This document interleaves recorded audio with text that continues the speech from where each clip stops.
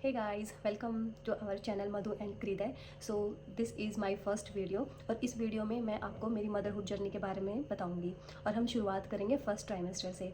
तो कैसे मैं प्रेग्नेंट हुई, देन उसके बाद जब मुझे पहली बार पता चला तो मेरा क्या रिएक्शन था, उसके बाद क्रेविंग्स, सिम्टम्स एंड जो भी चीज़ें फील हुई थी उस इन सब चीज़ों के बारे में मैं बिल्कुल ऑनेस्टली आपके साथ सब कुछ शेयर करूँगी। तो उम्मीद करती हूँ आपको इससे कुछ हेल्प मिलेंगी जो लड़कियाँ अभी 2026 में अभी प्रेग्नेंट हैं। तो वीडियो की शुरुआत में करती हूँ कि लास्ट ईयर मैं प्रेग्नेंट हुई थी और अभी मेरा बेबी 1+ ईयर का हो गया है। ओके, तो हम बिगिनिंग से शुरुआत करते हैं, ठीक है।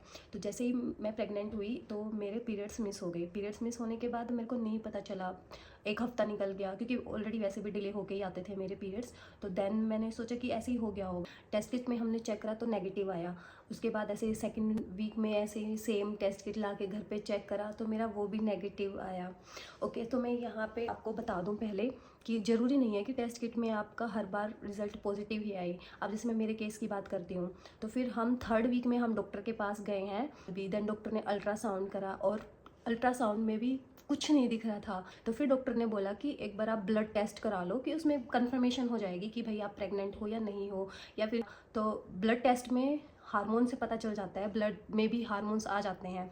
तो उससे हमें पता चला कि मैं प्रेग्नेंट हूँ और उसमें जो हार्मोन्स दिखा रहे थे बट अर्ली प्रेगनेंसी के दिखा रहे थे। बट मेरे को 2 वीक्स ऑलरेडी हो चुके थे। थर्ड वीक में मैं डॉक्टर के पास गई। फिर डॉक्टर ने हमें बोला कि अभी आप 1 वीक और वेट कर लो, 1 वीक वेट करने के बाद आप फिर से आना, हम फिर से अल्ट्रासाउंड करेंगे। तो ऐसे हम 4th वीक में गए एंड 4th वीक कंप्लीट होने के बाद डॉक्टर के पास गए। फिर हमने अल्ट्रासाउंड कराया, वहाँ जाके पता चला कि 5 वीक्स की प्रेगनेंसी है मेरी। एंड वन मोर थिंग जो मैंने अपनी फर्स्ट ट्राइमेस्टर में बहुत सुनी थी, क्योंकि जैसे अब डिस्कस तो होता ही था फैमिली के साथ। तो जैसे हर वीक पे मेरा स्कैन होता था, ठीक है, अल्ट्रासाउंड होता था। हर वीक बुलाया है मेरे डॉक्टर ने। उसके बाद फिर एक एक महीने बाद बुलाना शुरू कर दिया था। तो 2 महीने तक तो मेरा हर वीक पे स्कैन हुआ है। तो जैसे मैंने सुना है कि मतलब ऐसे कहते हैं लोग कि ज़्यादा स्कैन मत कराओ, जो अल्ट्रासाउंड होता है वो हार्म करता है, ठीक है। But trust me guys, ultrasound 100% safe है आपके बच्चे के लिए भी और आपके लिए भी, ठीक है। मेरा 1 साल का बच्चा है आज और उसके बहुत ज़्यादा स्कैन्स हुए हैं बट उसको कुछ भी दिक्कत नहीं, एकदम हेल्दी फिट एंड फाइन है वो बिल्कुल भी। और अल्ट्रासाउंड मैं इसलिए आपको कह रही हूँ क्योंकि ये बहुत ज़्यादा ज़रूरी चीज़ है। अगर आप सारी चीज़ें कर रहे हो, मान लो डॉक्टर के पास भी आप टाइम टू टाइम जा रहे हो, आप अपनी दवाई भी ले रहे हो, ये क्राइटेरिया है कि भाई इस टाइम पे ये पार्ट्स बन जाएगा। जैसे 4th या 5th वीक पे बच्चे की हार्ट बीट बननी शुरू हो जाती है। तो अब अगर आप अल्ट्रासाउंड नहीं कराओगे तो आपको पता कैसे चलेगा कि बच्चे की हार्ट बीट बनी है या नहीं बनी है। तो ये सारे प्रोसेस को रिकॉर्ड करने के लिए, प्लस कि आपका जो फिटस है अंदर वो कितना ग्रो कर रहा है, कहीं कोई प्रॉब्लम तो नहीं है प्रेगनेंसी के अंदर, तो इन सब चीज़ों के लिए स्कैन कराना बहुत ज़रूरी है। अब बच्चा अबॉर्ट हो जाता है, कुछ भी मिसकैरेजेस हो जाते हैं पर लोगों को पता ही नहीं चलता है। तो ये बिल्कुल 100% सेफ़ है, आप इसको करा सकते हो, ठीक है। और एक और चीज़, जो लोग कहते हैं कि आपने पपाया नहीं खाना है, मतलब कुछ कुछ चीज़ें ऐसी होती हैं कि आपको अवॉइड करनी है। तो अब वैसे देखो मैंने अवॉइड ही करी हैं, बट जब मैंने मेरे डॉक्टर से पूछा इसके बारे में, आप भी अपने डॉक्टर जो भी गायनेक है आप उसको कंसल्ट कर सकते हो। बट जब मैंने उनसे पूछा इस बारे में तो उन्होंने कहा कि जैसे कुछ भी चीज़ है, अब आप एक्सेस में आपको इनटेक नहीं करना है उसका, ठीक है। जैसे जैसे स्टार्टिंग फेज़ में क्या होता है कि आपको उन्होंने बोला कि एक जो कच्चा पपाया होता है, कच्चा पपीता, तो वो आपको अवॉइड करना है क्योंकि ऐसा मानना है कि भाई उससे कुछ मिस अबॉर्शन हो सकता है आपका।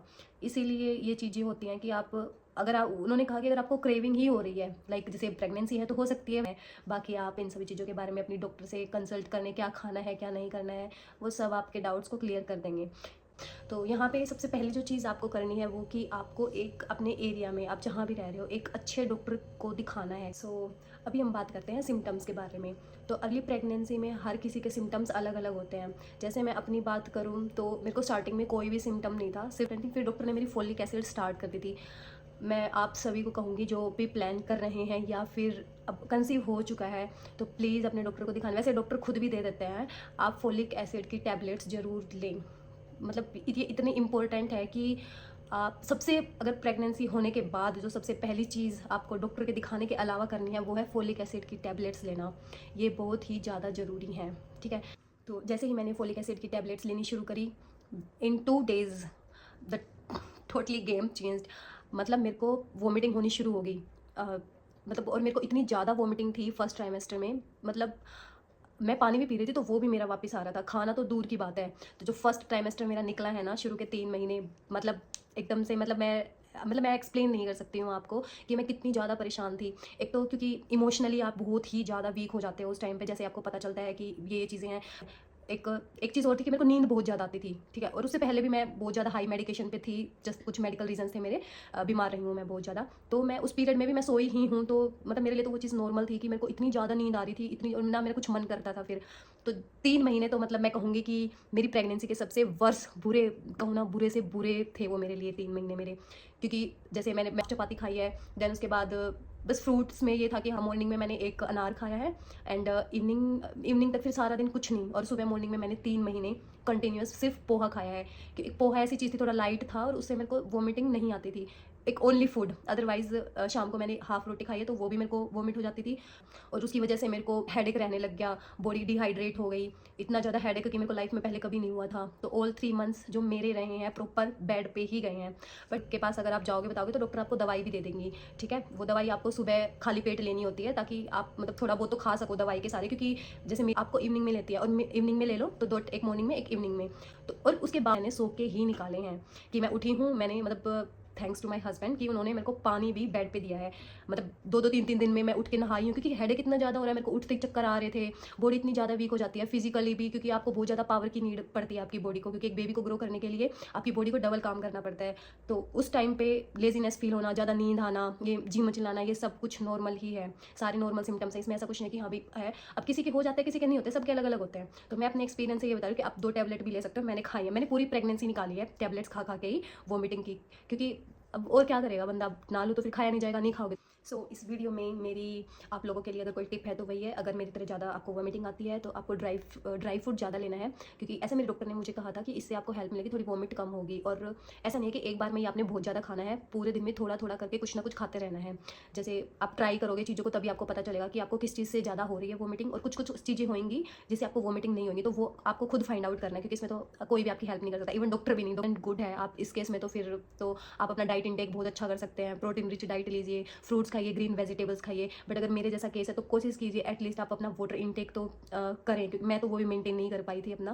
बेसिकली पॉइंट ये है कि टाइम पे दवाई लेनी है, टाइम पे आपने सारे चेकअप कराने हैं, और टाइम पे आपने अपनी डाइट अच्छी रखनी है, प्लस और खुश रहना है। सबसे ज़्यादा ज़रूरी चीज़ इस टाइम पे जो आपके लिए है, हेल्दी रहना है, पॉजिटिव रहना है और खुश रहना है। कुछ कुछ चीज़ें हो जाती है, क्योंकि ये टाइम ऐसा ही होता है, हम सब आते हैं फिजिकली वीक हो जाते हैं। Just in my case like, मतलब आई वॉज क्राइंग, मतलब कि ये क्या हो गया है, ऐसे क्यों हो रहा है मेरे साथ।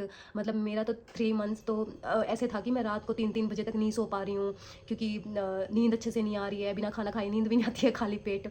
तो ये सब चीज़ें हो रही थी उस टाइम पे मेरे साथ।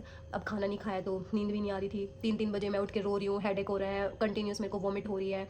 एक बार तो ऐसा हुआ था कि रात को 4 बजे हम डॉक्टर के पास गए हैं, पूरी रात हो गई, मेरा सर फटा जा रहा था इतनी बुरी तरह से। रात को 4 बजे हम डॉक्टर के गए हैं, और बिना डॉक्टर के कंसल्टेंट के आप कोई भी दवाई ना लें, क्योंकि वो बच्चे को हार्म कर सकती है।